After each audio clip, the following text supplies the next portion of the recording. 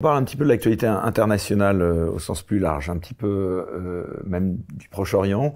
On t'a peu, ou en tout cas à ma connaissance, entendu sur cette question-là. Pourquoi? Pour une raison qui est très simple. J'ai vécu 2 ans et demi avec les Libanais. La première conférence que je donne, j'ai 17 ans, c'est sur le conflit israélo-arabe, parce que dans le petit lycée où j'étais, il y a eu un problème intercommunautaire sur ce dossier. Ce dossier est un pot de pu pour le nationalisme français. Un pot de pu. Et résultat, tu as des braves types qui vont s'engueuler, qui ne travailleront plus sur le seul intérêt qui doit être le nôtre, qui est l'intérêt. À s'en mêler, c'est ça? Ah si, des emmerdes. Voilà. T'es bien placé pour le savoir. Donc, t'es bien placé pour le... Voilà. Mais... Pourquoi on se mêle d'un pot de pu? Je te rappelle déjà, la France va mourir. La France va mourir, hein, on est d'accord? Donc notre mère va mourir et nous, on va aller régler un conflit de voisinage, si tu veux, dans un gourbi à Clodo.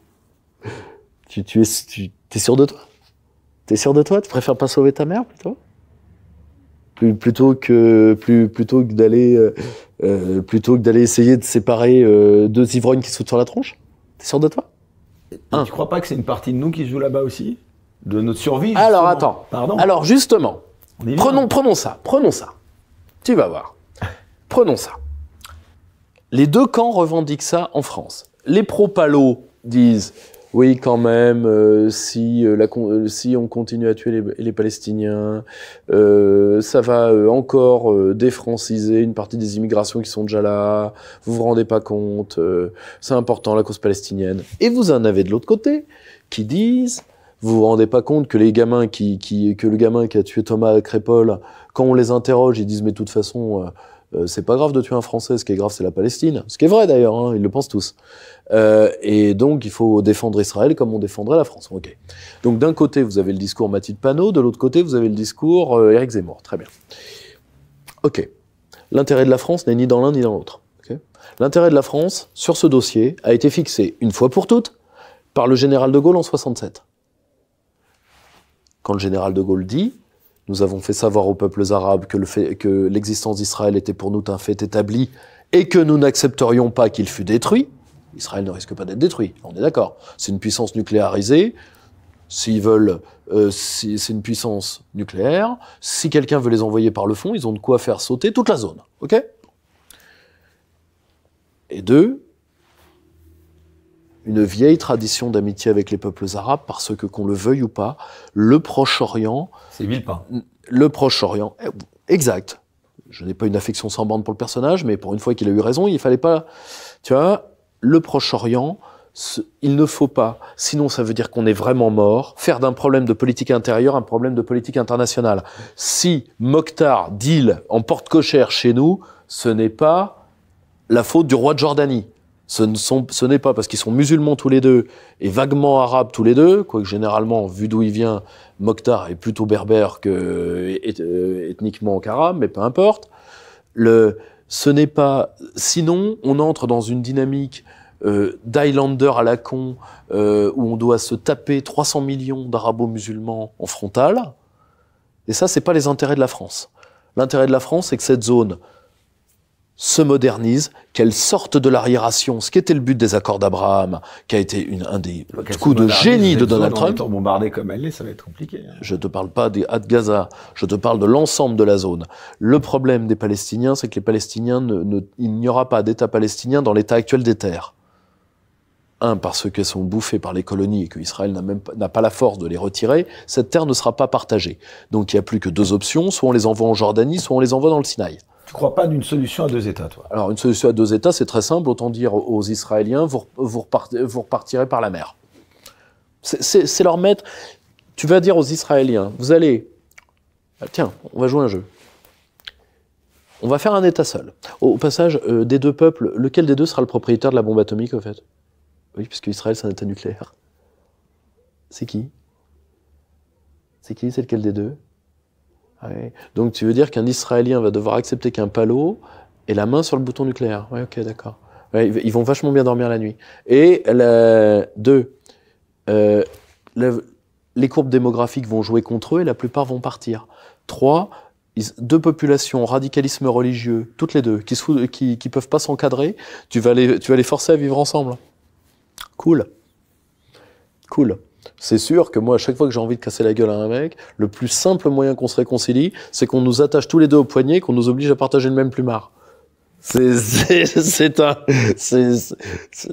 va être, mais là, objectivement, historiquement, enfin en tout cas, historiquement, tu as eu ce qu'on appelait à une époque une partie d'extrême gauche en Israël, qui était tenue à une époque par des élèves de Leibovitz ou d'autres, qui pensaient ça possible dans les années 70-80.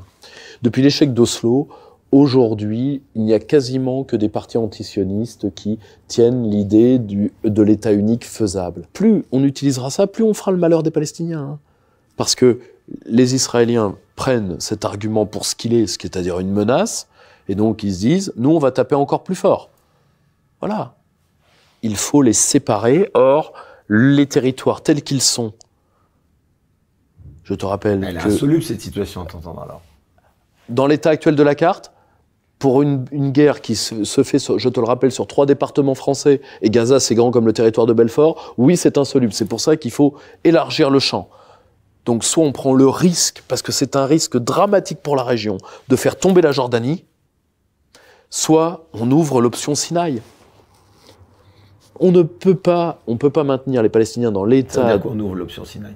C'est-à-dire on aménage le Sinaï et on indemnise avec l'aide et l'indemnisation de l'Égypte.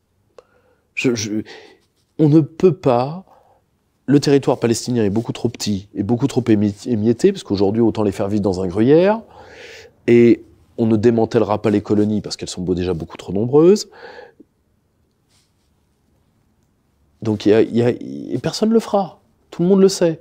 Donc soit on leur donne un territoire et qui ne peut être... C'est soit la Jordanie, soit le Sinaï.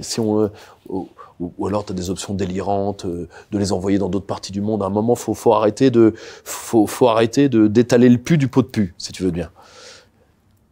Or, le maréchal El-Sisi a déjà du mal à tenir le Sinaï. Par contre, ça veut dire qu'il faut garantir la sécurité de l'Égypte et surtout qu'il faut donner à l'Égypte les moyens de gérer, de co-gérer le Sinaï avec les Palestiniens.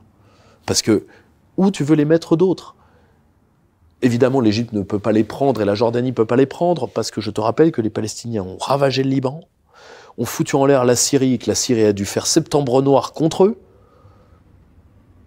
que l'Égypte maintient ses frontières fermées parce qu'elle sait qu'elle est en danger si les Palestiniens vont sur territoire égyptien de manière désordonnée. Parce qu'il y a une chose qu'on ne dit pas sur les Palestiniens, c'est que la plupart des peuples de la région ne les aiment pas tant que ça. On les aime bien parce que ça permet de taper sur les Israéliens, mais on ne veut pas vivre avec.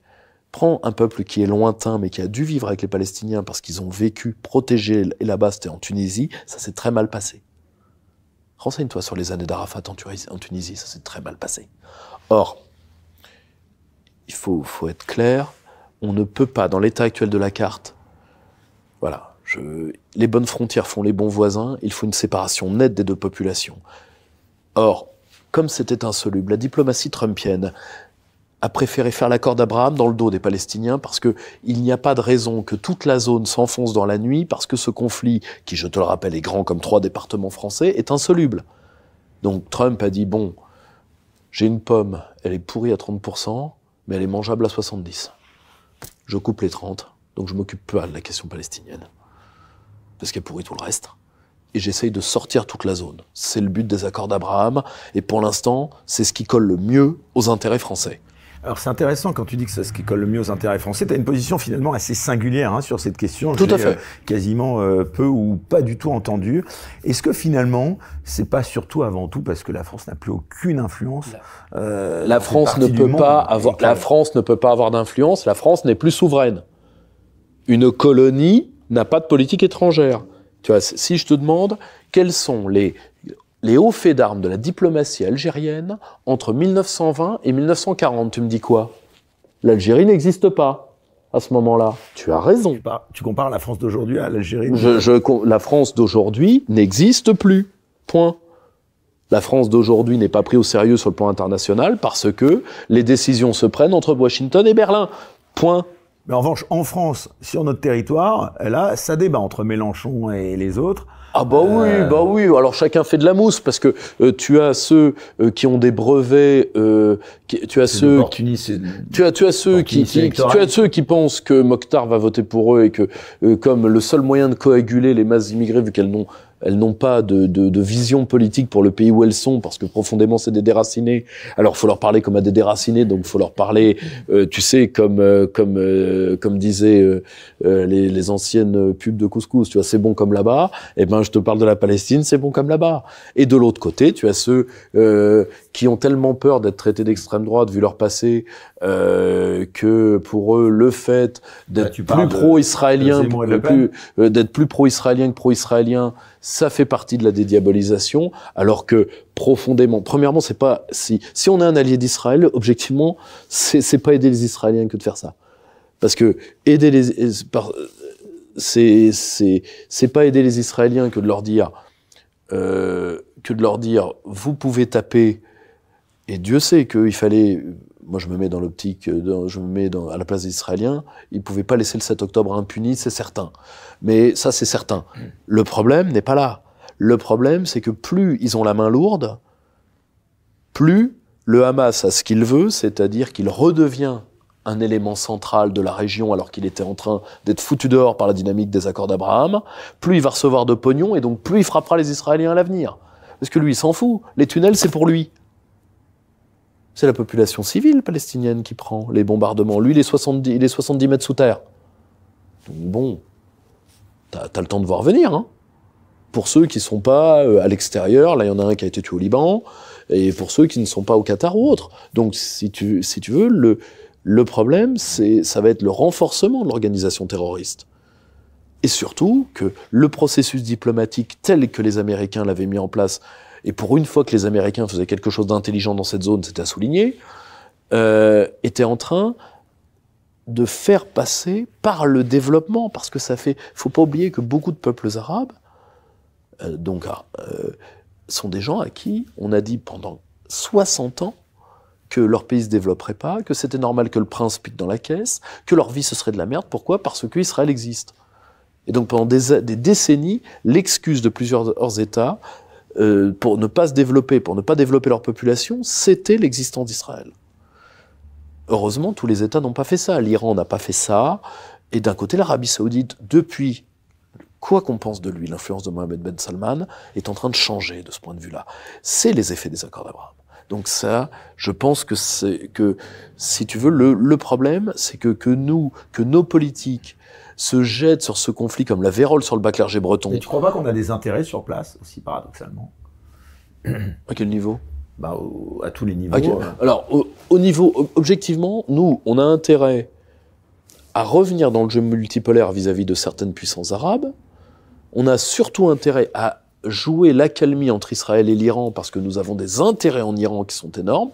Nous avons des intérêts avec Israël.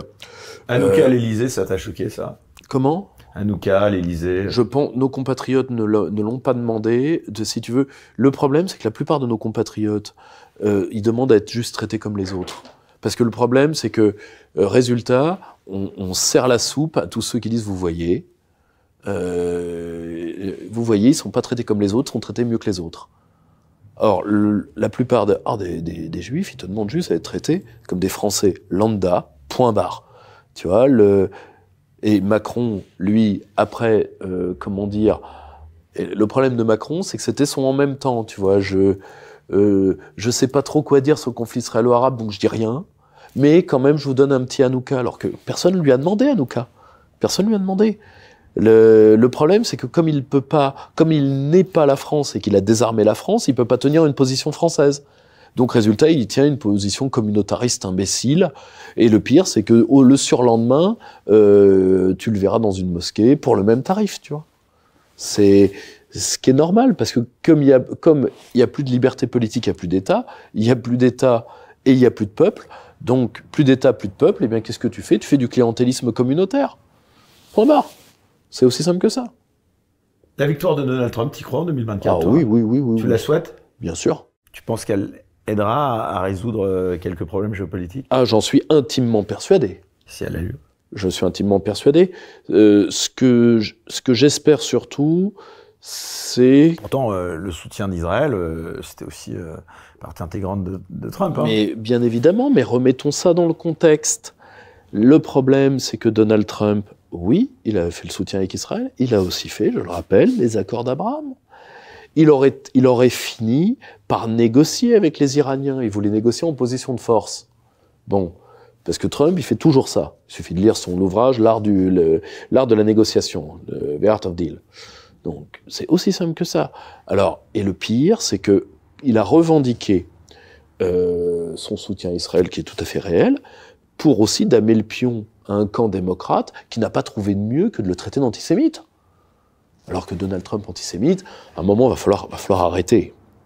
Historiquement, l'antisémitisme, c'est trop grave pour en accuser tout le monde. Hein.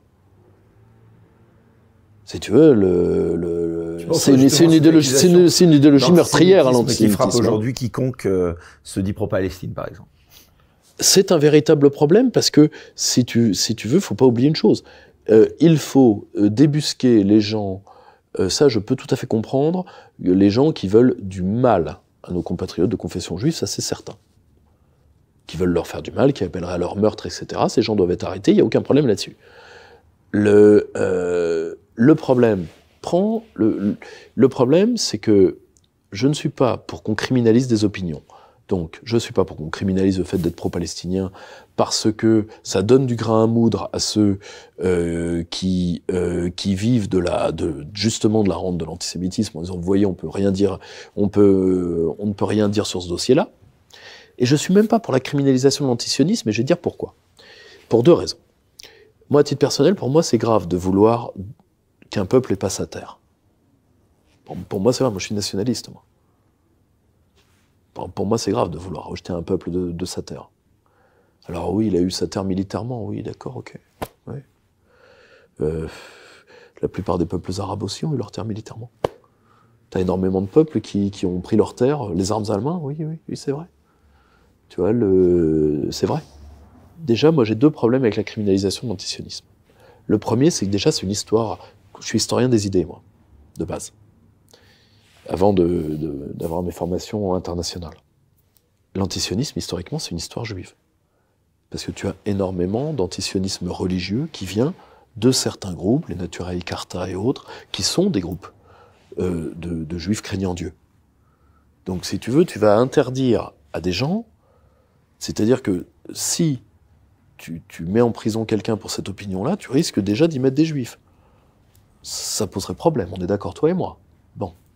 Et deuxièmement, si on criminalise, comme le veut par exemple le groupe républicain, l'antisionisme, c'est-à-dire que quelqu'un qui veut la destruction d'Israël, on l'arrête. Ok, très bien. Le problème, c'est que moi j'ai des tas de gens qui disent tous les jours qu'ils veulent la destruction de la France.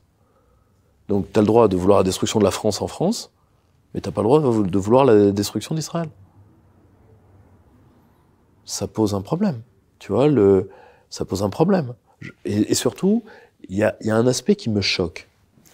Nos amis israéliens sont de grands garçons, ils ont une armée redoutable, ils ont un système technologisé de combat qui en fait une des armées qui maîtrise le mieux certaines technologies au monde. Enfin là, le 7 octobre, ça n'a pas été... On peut en reparler, hein. On peut en reparler de l'attaque si tu veux. Mais battre l'armée israélienne, même si là, elle a de toute évidence de grosses difficultés au corps à corps, parce que le combat urbain en zone détruite est ce qu'il y a de pire pour les combattants. Tu vois, c'est l'ambiance Stalingrad, tu vois. Quand tu te bats dans une ville, mais qu'elle est entière, c'est pas le même truc que se battre dans les ruines. Se battre dans les ruines, pour le moral des combattants, c'est atroce. Or, si tu veux, je pense que ce n'est pas un service à rendre à Israël, qui est notre allié, que d'agir comme si Israël était une petite chose fragile. Le peuple israélien est un peuple combattant, c'est un peuple qui fait, je crois, 18 mois par tête de pipe de service militaire. Ils savent se battre, ils sont en train de se battre, ils ont l'arme nucléaire. Tel Aviv ne tombera pas demain matin. Donc je pense qu'il ne faut pas, tu vois, il ne faut pas surréagir, et surtout que nous, qui sommes loin, nous surréagissions sur notre sol pour un conflit qui ne nous regarde pas. Est-ce que tu penses que c'est un danger pour nous en France de réagir? Bah, le problème, c'est que, comme on n'est pas souverain, on peut rien faire de positif. Donc la seule chose qu'on peut faire, c'est faire ce qu'on fait là, c'est-à-dire faire de la mousse et gueuler sur un truc sur lequel on peut rien. Bon, donc résultat, tu vois, on se fait un plaisir solitaire de hamster, tu vois, dans sa cage et dans sa roue, tu vois. On court dans notre petit trou. Ok. Or, le problème, c'est que pendant ce temps-là, à force de raconter des imbécilités sur ce terrain-là, on va régresser encore, parce que beaucoup de pays de la multipolarité, comme la Chine, comme la Russie, etc., qui essayent d'avoir des opinions qui sont très liées à Israël. Hein. La Russie a un partenariat structurant en termes technologiques avec Israël, attention. Mais ils essayent quand même d'avoir une opinion sur ce conflit qui est construite, alors que nous, on peut se permettre d'avoir une opinion adolescente et vociférante parce qu'on n'est plus souverain, donc on n'est plus rien. Donc évitons de nous donner en spectacle pour des résultats nuls, où le seul truc qu'on aura réussi, c'est d'opposer les Français les uns aux autres. Je vais te donner un exemple précis. Moi, il y a quelqu'un pour lequel j'ai énormément de considération personnelle. J'ai eu le plaisir de travailler sur un tout petit dossier avec lui il y a longtemps. C'était sur la traduction du grand penseur nationaliste israélien qui est un de mes amis, Yoram Hazony. C'est Gilles William Goldnadel, quelqu'un que j'aime beaucoup. Gilles William est quelqu'un qui défend les intérêts de la France et qui l'a toujours fait. Il avait fait un ouvrage il y a très longtemps qui s'appelait Une certaine idée avec Alain Griottret, etc. Et quand tu vois des gens de cette qualité-là qui s'engueulent avec des gens qui sont aussi des hommes de qualité, mais qui appartiennent à l'école pro-arabe de la France qui a toujours eu lieu, hein, qui est un truc qui date de François Ier, donc c'est pas si tu veux ce qu'on appelait l'école d'Orient, parce que et qui sont aussi des patriotes français. Or moi, le seul problème que j'ai, c'est comme ma mère est en train de mourir, j'aimerais que tous ceux qui veulent qu'elle survive ne s'engueulent pas pour des trucs de politique extérieure sur lesquels nous ne pouvons rien. Or, plus on rajoute de mousse, plus les Français s'engueulent entre eux pour un conflit sur lequel ils ne peuvent rien. Plus ça amoindrit la concorde civique, ou ça, ici. Et ça ne fait aucun mal, aucun bien, ni à nos amis israéliens, ni à nos amis palestiniens, pour ceux qui en ont. Et le pire, je vais te dire une chose, moi au fond, je comprends tout à fait qu'on se sente plutôt... Moi je comprends tout à fait que se sente plutôt proche des Israéliens. Parce que, quand on voit une équipe de journalistes à Crépol qui disent « ça vous dérange pas d'avoir buté un pauvre gamin » et qu'un autre te dit « oh c'est pas grave, c'est rien à côté de la Palestine », tu vois ce que c'est le public des pro-palestiniens en France aussi. Tu vois, de ça je comprends que ça énerve, je comprends que ça agace. Mais moi je reste un analyste, on ne confond pas politique intérieure et politique extérieure. C'est un péché contre l'esprit. Tu vois, je peux tout à fait comprendre que le public des pro-palestiniens en France soit détestable. Parce qu'ils utilisent leur pro-palestinisme comme une part de leur haine de la France profonde. Ça, je le comprends. Mais de prendre parti dans ce conflit parce que Mokhtar nous pose un problème, je pense que c'est s'engager sur un théâtre, sur un truc glissant pour de mauvaises raisons. Sur le plan